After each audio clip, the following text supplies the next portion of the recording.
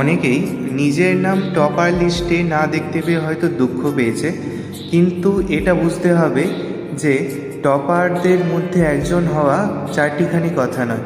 কারণ এই আঁকার পরীক্ষায় এক একটি গ্রুপে মোটামুটি 90 থেকে 100 জনের মতো অংশগ্রহণ করে। 52টি স্কুল থেকে ভালো মন্দ মিশিয়ে অনেকে অংশগ্রহণ করে এবং তাদের সবাইকে টপকে একজন হওয়া সেটা কিন্তু কোনো সহজ কথা নয়। সারা বছর যারা অধ্যবসায়ের সাথে শিল্পচর্চা করে তারাই সাফল্য অর্জন করতে পারে। 2 বছরের তালিকা দেখার পর এটা বোঝা গেল 2023 সালে যারা অল্পের জন্য পুরস্কার পায়নি তারা 2024 সালে এসে একটি স্থান অর্জন করেছে।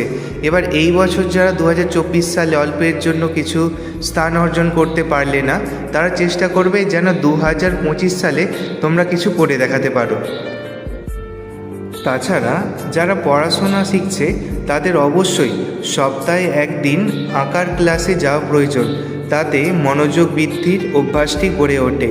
কারণ আমি কিছুজনকে দেখেছি যারা একটু বড় হতেই পড়াশোনার অজুহাতে আঁকা, নাচ, গান এইসব শিল্পচর্চা করা বন্ধ করে দেয় এবং আলটিমেটলি কিছুদিন পর দেখা যায় তাদের পড়াশোনাটাই আর ঠিকঠাক হচ্ছে না।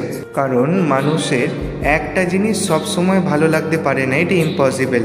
যখন কোনো ছেলে মেয়ে শুধু পড়াশোনা নিয়ে থাকে তখন তার পড়াশোনার প্রতি টানটা কমে যায় এবং তখন সে সময় কাটানোর জন্য টিভি, স্মার্টফোন, আড্ডা দেওয়া, ঘুরে বেড়ানো এইসবের পিছনে সময় ব্যয় করে এবং এতে পড়াশোনাটা উল্টে বেশি ক্ষতি হয়।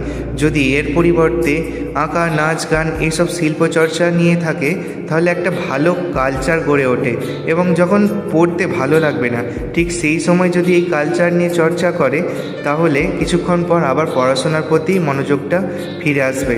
তো এতে একঘেয়েমিও লাগবে না এবং আঁকা, পড়াশোনা, নাচ, গান এইসবও চলতে থাকবে।